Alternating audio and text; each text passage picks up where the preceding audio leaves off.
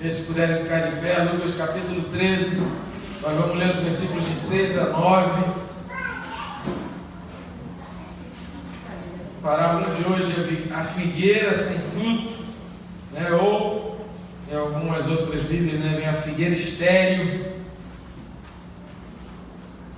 Lucas capítulo 13, a partir do versículo 6. Amém? Vamos ficar de pé. Se tiver alguém sem Bíblia perto de você, compartilhe da leitura com seu irmão, com sua irmã. Evangelho de Lucas, capítulo 13, versículo 6. Amém?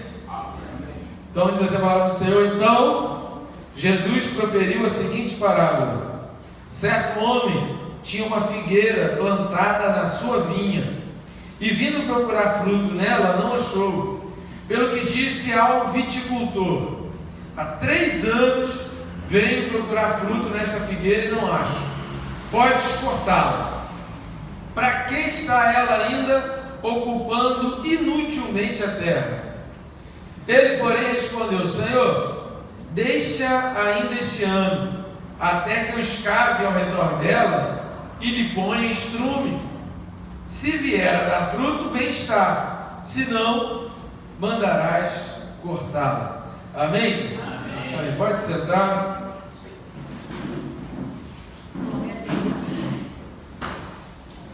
Uma coisa já chama atenção nessa parábola, daqueles que querem procurar e quiserem procurar no Wikipedia. Você procura lá sobre vinha. Vinha é a plantação de uva, né? A vinha ou a videira, né? O vinhedo é lugar de plantação das videiras, é lugar de plantação de uva. E já chama atenção que no meio das videiras havia uma figueira, que é um pé de figo, não tem nada a ver com a uva, mas no meio da vinha ele deixou lá e o Senhor quis colocar a figueira lá no meio daquela vinha. Então isso já chama atenção. Por quê? Porque Jesus está direcionando aqui essa palavra não exatamente ao povo de Israel, que é a videira verdadeira, mas Jesus está direcionando essa palavra. Se os irmãos lerem o contexto aqui do início do capítulo 13, os versículos de 1 a 5, você vai ver que havia um certo burburinho no meio do povo por causa de 2 acontecimentos pouco antes aqui dessa parábola, e as pessoas estavam comentando quais foram os 2 acontecimentos. Um deles foi uma revolta, né? Uns revoltosos, e havia Barrabás, era um dos homens que fomentavam as revoltas contra Roma. E aí, por causa do Corbã, que era a oferta sagrada ao Senhor, e o povo de Israel ficou naquela coisa, se abria a mão do Corbã para poder construir o aqueduto que Pilatos queria construir embaixo da cidade de Jerusalém. Ficou aquela briga. Os revoltados fizeram aquela manifestação, e nessa manifestação, no meio do templo, morreu muita gente que não era nem das revoltas, morreu muita gente inocente. E o outro episódio que aconteceu depois é que, enfim, foi construído um aqueduto sem usar o Corbã, mas Pilatos estava com tanta pressa na construção do aqueduto que saiu fazendo umas obras, tipo os prefeitos aí de uma cidade aí, né, um lugar aí no mundo que o cara foi construir com pressa para querer se mostrar, foi construir uma ciclovia e não calculou direito que de tempo em tempo a onda batia naquela ciclovia, né? Não é que não, é um lugar bem distante aí, mas aí a onda bateu na ciclovia e aconteceu, por 2 vezes a ciclovia foi derrubada. E Pilatos, mais ou menos seguindo essa linha de pensamento, o que ele fez? Foi construir um aqueduto desesperadamente, e havia na região de Jerusalém uma torre enorme, chamada Torre de Siloé, e o aqueduto foi passando por baixo, cavaram embaixo da torre, a torre ruiu, desabou, e morreram 18 pessoas, segundo a contagem dos irmãos daquela época. E aí, diante desses 2 acontecimentos que foram muito próximos um do outro, ficou aquela coisa, o povo falando: mas morreu os revoltosos, mas morreu quem tinha pecado, mas morreu quem tinha problema, morreu porque tinha culpa.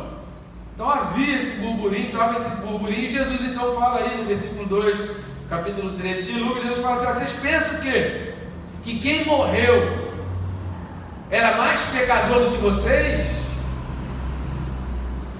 Pensaste que esses galileus eram mais pecadores do que todos os outros galileus por terem padecido? Quer dizer que só porque morreu então era mais pecador? Jesus fala: de jeito nenhum, não eram. E aí Jesus está afirmando: não eram pecadores. E eu afirmo: se vocês não se arrependerem, todos vão padecer. Do mesmo jeito, todos vão morrer. Então Jesus ele já estava puxando para esse lado. E aqui, quando ele fala que havia uma figueira no meio da vinha, Jesus ele está delimitando a conversa não para todo o povo de Israel, mas para aqueles que se arrependem, para aqueles que são voltados para a palavra dele, para aqueles que estavam ouvindo atentamente a voz de Jesus. Então Jesus ele começa a parábola. Ele poderia simplesmente falar da figueira e sem precisar encaixar no contexto da vinha. Se ele dissesse apenas: um certo homem tinha uma figueira, não ia mudar o final da história, mas ele fez questão de enfatizar que essa figueira estava plantada no meio da vinha. E aí ele diz que essa figueira ela estava ali, e por estar no meio da vinha, estava ali há 3 anos, o Senhor então olhou: essa figueira não serve para nada, está ocupando espaço que eu poderia estar colocando uma videira e, recheando a minha vinha, e essa videira viria me dar fruto, então essa figueira está ocupando um espaço desnecessário, ela está sendo totalmente inútil ali naquele lugar. E ele chega e fala: corta essa figueira fora. Mas aí o viticultor, o intercessor, aquele que está olhando e fala assim: dá mais um tempinho, me deixa cuidar dela mais um ano, me deixa que eu vou tratar, eu vou preparar. De repente a culpa é da terra, de repente a terra em volta dela, a terra onde ela está precisando de uma ajuda, está precisando de um incentivo, está precisando de um alimento. Deixa eu cuidar dessa terra. Se ainda assim, mesmo com todo o trato, mesmo com todo o cuidado, ela não der fruto, aí tudo bem. Mas se der, aí o senhor vai ver que vai ser diferente. A síntese dessa parábola, a mensagem dessa parábola, é a misericórdia que Deus tem com os pecadores. É o quanto Deus tem paciência com o pecador. Porém, essa paciência de Deus, ela tem um limite. Amém. Por essa paciência de Deus, ela vai chegar até um ponto. E uma coisa que a gente precisa entender dentro dessa paciência de Deus é que o fato de que Deus não punir o pecador imediatamente não significa que Deus está concordando com o pecado. O que esse viticultor fala é o seguinte: o que ele fala? Olha, eu vou tratar, eu vou colocar, eu vou botar mais alimento, eu vou preparar. Quem sabe a coisa não muda.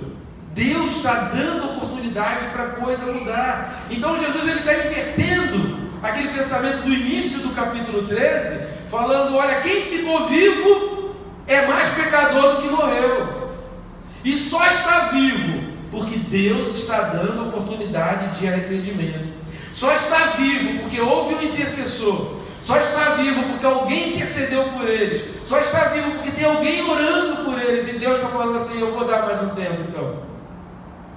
Eu vou dar mais um tempo. Porque se você olhar para Adão e Eva, essa era uma preocupação do ser humano desde a sua origem. Quando Adão e Eva pecam, todo dia eles se encontravam com Deus na viração do dia. Todo dia conversavam com Deus e Deus perguntava. Mas quando eles pecam, o que eles fazem? Eles se escondem, com vergonha, mas achando que viria um castigo, que eles seriam fulminados com raio, porque Deus disse: se comer, morrerá. Mas Deus está falando: olha, essa morte seria separação, o castigo veio, mas não foi aquele raio fulminante sobre a cabeça deles, foi a separação. Agora não tem mais acesso ao jardim. Agora, a intimidade que eu tinha com Deus, o meu trato que eu tinha com Deus, agora acabou. Por quê? Porque o meu pecado fez separação. Mas a preocupação do homem é: eu cometi um pecado, a casa vai cair, a casa vai desabar, vai trovejar, vai vir uma voz do céu falando alguma coisa, né? Vai haver um terremoto, porque eu pequei. Não. E a gente precisa entender isso, querido. Deus não pune o pecador, não é porque Ele está aprovando o pecado, é porque Ele está dando tempo para arrependimento. Ele está sendo misericordioso, porque o nosso Deus é um Deus de misericórdia. E aí esse viticultor ele fala assim: eu vou cuidar da terra, eu vou falar, eu vou tratar, eu vou alimentar a terra, porque às vezes o problema não está na figueira. Eu vou tratar, eu vou fazer. E aí Jesus ele está traçando aqui uma linha do envio do Espírito Santo, que é o nosso Consolador. E a palavra Consolador, ela não traduz tudo, que a palavra Paráclitos, que quando Jesus falou aquilo, Jesus falou no grego, e Jesus usou a palavra Paráclitos no grego, lá no livro de Atos, no Evangelho de João, profetizando a respeito de Atos, mas no Evangelho de João, Jesus ele fala a palavra Paráclitos, que pode ser consolador, advogado, intercessor, ajudador, amigo íntimo. A palavra Paráclitos ela tinha quase um bombril na língua grega. Ela tinha diversas aplicações, ela tinha todas voltadas para esse sentido do advogado, daquele que intercede, aquele que está junto, aquele que caminha contigo, aquele que te carrega no colo, aquele que te levanta. Essa seria a função do Espírito Santo. E Jesus ele vai dizer que o Espírito Santo é aquele que convence o homem do pecado, da justiça e do juízo. Então Deus vai tendo misericórdia. Deus vai tendo misericórdia para deixar o Espírito Santo trabalhar. E aí Deus envia a palavra. E aí Deus trouxe para nós a Bíblia. Nós hoje temos acesso à Bíblia. Nós hoje temos a facilidade de poder ler a Bíblia. Tratamento de Deus com o pecador. Oportunidade de Deus para a gente aprender. Aí foi criada a escola bíblica, possibilidade do pecador conhecer a palavra, conhecereis a verdade vos libertará. Ser liberto, possibilidade do pecador conhecer a verdade e se arrepender.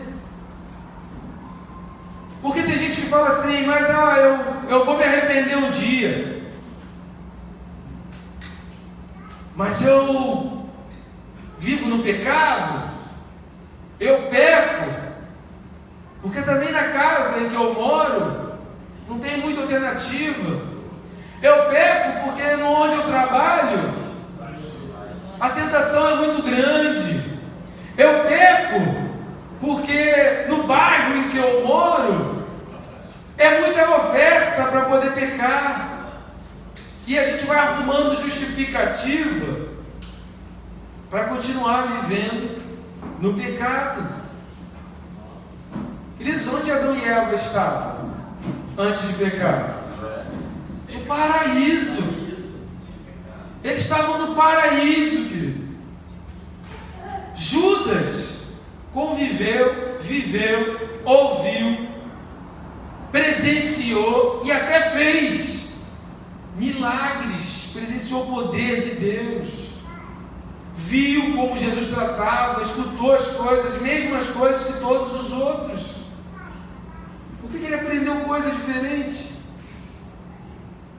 Então não é o lugar, querido. A Bíblia, o Evangelho, esse trabalho do Espírito Santo de enviar esse poder, essa água que a gente está atravessando aqui esse ano, né, no Rio de Deus, de mergulhar cada vez mais fundo, de querer mais e mais do poder e mergulhar mais fundo nesse rio maravilhoso de Ezequiel 47, esse poder de mergulhar, de ir à frente, de seguir na fé, de acreditar, de seguir na vontade de Deus. Esse poder que nos leva é um poder que muda quem nós somos, independente de onde estamos, independente de com quem convivemos.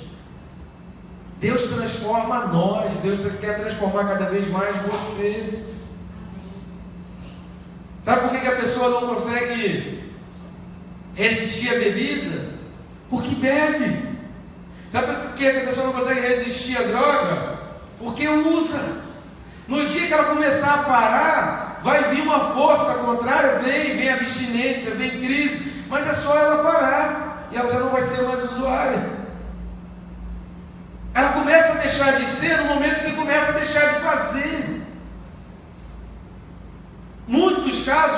dizendo todos. É porque a gente conversou hoje na escola bíblica, a depressão é uma doença verdadeira, é um fato, precisa ser diagnosticada, precisa ser tratada, precisa ser cuidada. E ela tem diversas dezenas de origens e causas. Mas em muitos casos, a humildade cura e livra a pessoa da depressão. Em muitos casos, a pessoa depressiva, ela quer viver infeliz por causa da autopiedade. A autopiedade não é humildade. Às vezes a gente confunde a autopiedade com a humildade, é diferente. Humildade é reconhecer o erro, humildade é pedir ajuda, humildade é pedir perdão, humildade é perdoar, humildade é reconhecer a autoridade, humildade é saber ouvir conselhos, humildade é buscar o bom conselho. Tem gente que prefere viver com as pessoas que ela sabe que vão ferir, ela não abre mão daquele convívio do ferimento. Ela tem convite para ir à igreja, para ir à célula, mas ela não vai. Por quê? Porque ela sabe que no dia que for, estará livre. E em muitos casos, a pessoa não quer ficar livre. Por quê? Porque quando tem a crise, ela é cercada, ela é paparicada, ela é cuidada, ela tem atenção talvez de uma ou duas pessoas que são importantes para ela. E aí ela vai continuar vivendo aquilo. Ela sabe que ela tem um problema, mas ela não quer sair, não vai sair. Porque ela busca viver infeliz, porque a felicidade afasta a pessoa da depressão. Então ela quer viver por quê? Porque é o jeito que ela tem de chamar a atenção, talvez de pedir ajuda. Muitos casos, estou dizendo todos. É preciso identificar caso a caso, mas muitos casos de depressão, a pessoa não sai, porque as crises de depressão seguram a pessoa dentro daquela fortaleza que ela criou. A bebida, as drogas criam refúgios. Só que quando você lê o Salmo 91, como é que começa o Salmo 91? Quem sabe? Salmo 91, muita gente tinha a Bíblia aberta, né, do lado da cabeceira da cama. Então, aquele que habita onde? Então não é aquele que habita fora do esconderijo do Altíssimo. Não adianta você querer fazer esconderijo na droga, na bebida, na autopiedade, na ajuda. Você tem que fazer o teu esconderijo no Senhor. O que vai te livrar é o esconderijo em Deus. Então, queridos, não é o lugar que te faz pecar, não são as companhias que te fazem pecar. É você identificar, é você saber. E Deus está te dando oportunidade. Deus dá oportunidade a cada um de nós, para que a gente identifique e peça perdão. Mas isso requer de nós humildade. O Márcio falou na abertura de hoje o texto de primeira carta de Pedro. E os versículos 6 e 7 falam para que Deus tenha cuidado de vós. Lança sobre ele a ansiedade. Você não vai lançar a ansiedade sobre alguém que você não confia. Por quê? Porque quando você tem o orgulho, aquela ansiedade fica nas tuas mãos, você quer ter o controle sobre aquela ansiedade. Você quer ter o controle sobre aquilo dali, você quer que aquilo esteja nas tuas mãos. Queridos, é uma luta muito grande você pegar a tua ansiedade e lançar em Deus. É uma humildade, requer uma força muito grande para você dizer: Deus, não foi feito até agora, não foi resolvido até agora, mas Senhor, o Senhor sabe, eu estou entregando nas tuas mãos, eu vou descansar em Ti. É isso que a Bíblia fala: descansa no Senhor. Descansa no Senhor. Eleva os meus olhos para o monte, de onde me virá o socorro? O meu socorro vem do Senhor. O meu socorro vem do Senhor. E aí aqui Jesus conta essa parábola dizendo: olha, essa figueira está ocupando inutilmente a terra. Quantas vezes a gente olha para dentro de nós mesmos e a gente quer criar o nosso refúgio, a gente quer criar o nosso ponto de fuga, e a gente não quer trocar de refúgio, porque essa que é a grande questão do Salmo 91. O Salmo 91 está falando que vai cair 1.000 de um lado, 10.000 do outro, e você não vai ser atingido. Por quê? porque você trocou o teu refúgio pelo refúgio de Deus.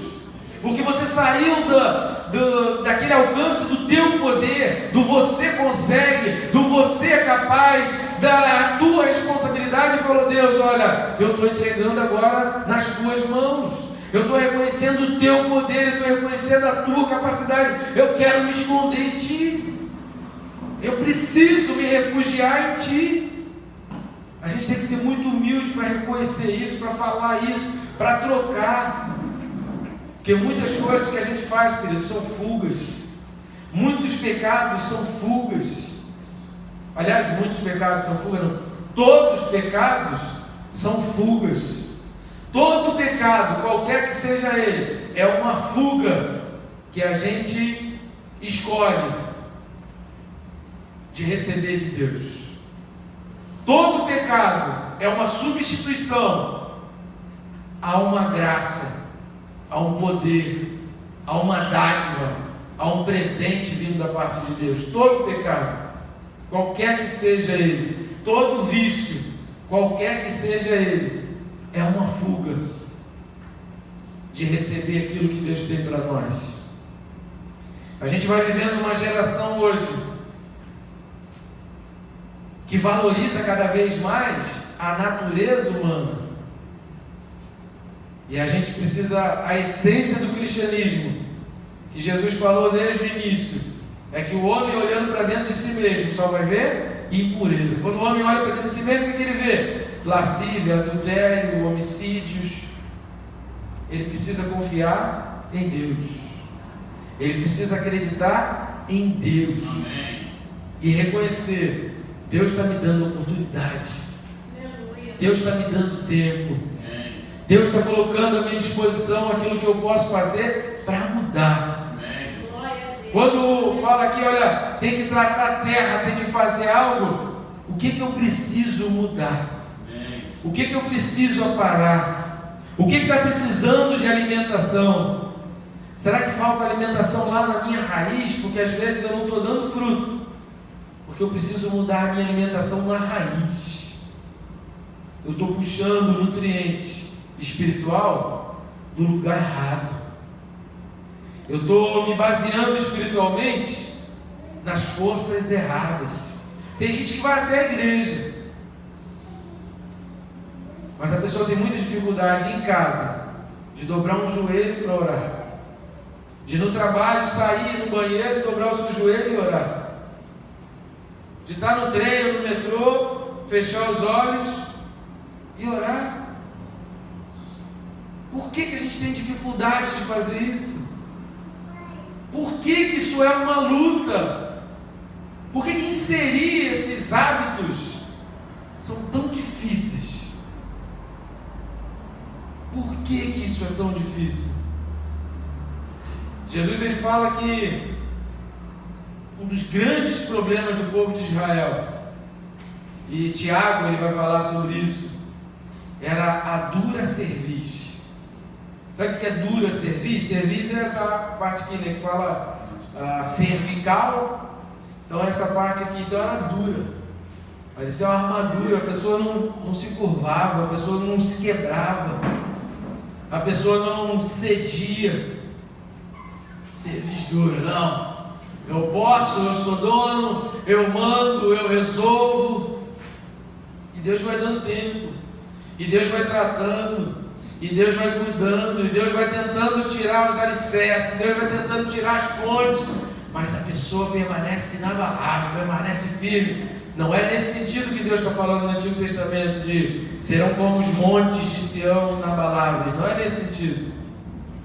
Se serão inabaláveis pelo pecado. O pecado não vai te destruir, o pecado não vai te arrebentar, o pecado não vai te ferir, o pecado não vai te fazer cair, porque você está firme em Deus. Está como os montes de Sião, como os cedros do Líbano. Você está inabalável pelo pecado, pela força do pecado, pela tentação, pelas forças malignas, e não no sentido de não ser humilde. Não é isso que Deus está falando. Pelo contrário, só consegue resistir ao dia mau, querido, quem se dobra. Só permanece de pé aquele que se curva diante de Deus.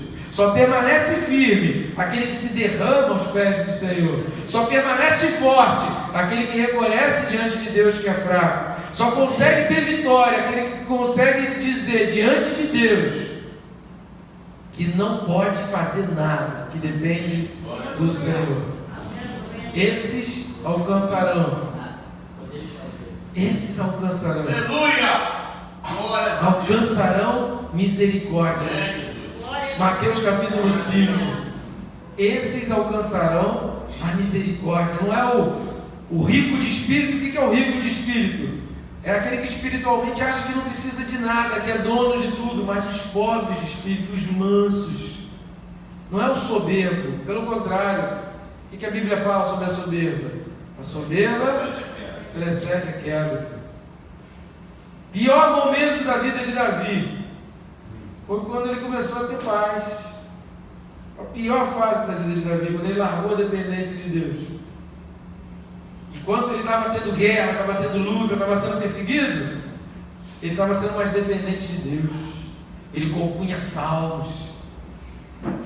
Só depois que a casa cai, na linguagem de hoje, depois que a casa desestrutura toda, que acontece aquela bagunça, que ele sofre muito, que ele perde filhos, é que ele começa a voltar. E aí ele compõe um salmo, o Salmo 51, e aí a vida dele volta a nos eixos. É como um trem que descarrilhou. Ele estava vivendo assim, como um trem que descarrilhou, seguindo para o lado errado, totalmente descontrolado, destruindo tudo que passava pela frente, inclusive a vontade de Deus. A gente precisa entender que a nossa vida depende de Deus. E essa humildade de colocar as coisas nas mãos do Senhor, essa humildade de reconhecer, Deus está dando tempo para o pecador, e que às vezes esse pecador sou eu, porque a gente fala muito do pecador do outro, né? O outro é sempre o pecador. A palavra podia ser para aquele que não veio, mas não. Deus está sendo misericordioso conosco, que talvez Ele esteja dando tempo para nós, que talvez Ele esteja cuidando de nós, que às vezes Ele esteja nos tratando, quem sabe? Eu não posso afirmar pela tua vida, mas você pode conversar com Deus e entregar para Ele e reconhecer que é tudo por causa dele. É tudo por causa dele. E que você precisa ser cada vez mais dependente de Deus. Desenvolva um caráter de quanto mais Deus te abençoar, mais dependente você fique de Deus. Não seja o contrário, como muitos. Muitos, quanto mais têm sido abençoados por Deus, menos têm pedido, menos têm entregue para Deus, menos tem dado, menos tem buscado. Isso é terrível para o ser humano, porque ele consegue. O ser humano, existia um homem na história chamado Midas. Sei que já ouviu a história de Midas. Midas era um homem que tudo que ele tocava virava ouro. Mas na realidade isso é uma história, e o ser humano, muita gente, tem a capacidade do contrário, de Deus dar o ouro e ele fazer o ouro se transformar em estrume. O ser humano, ele tem essa capacidade de transformar a bênção em maldição, de fazer tudo aquilo de bom que Deus está dando na vida dele se transformar num tremendo desastre. O ser humano tem essa capacidade, muita gente consegue, tem esse poder, e a gente precisa entregar nas mãos de Deus e reconhecer que a gente precisa do contrário, porque Deus é quem faz o contrário. É Deus quem transforma a água no vinho, é Deus quem transforma o nada em tudo. É Deus que transforma o caos, a desordem, a desconexão numa coisa organizada. O que diz no livro de Gênesis? No início era o caos, no início a terra era sem forma e vazia, no início não tinha forma, não tinha direção, não tinha organização, não tinha disposição, não tinha nada. E aí Deus veio, Deus interveio. Então, querido, eu acredito num Deus que intervém. Eu acredito num Deus que ouve oração.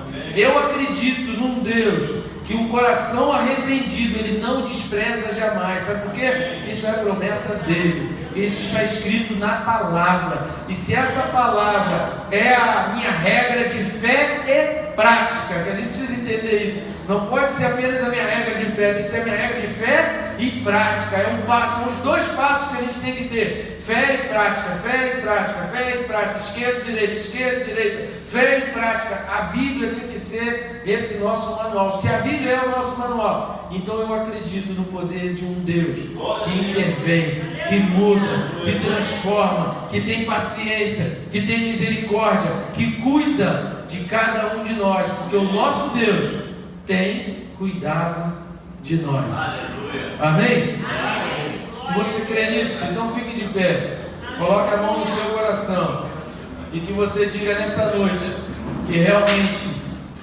foi tudo por causa dele.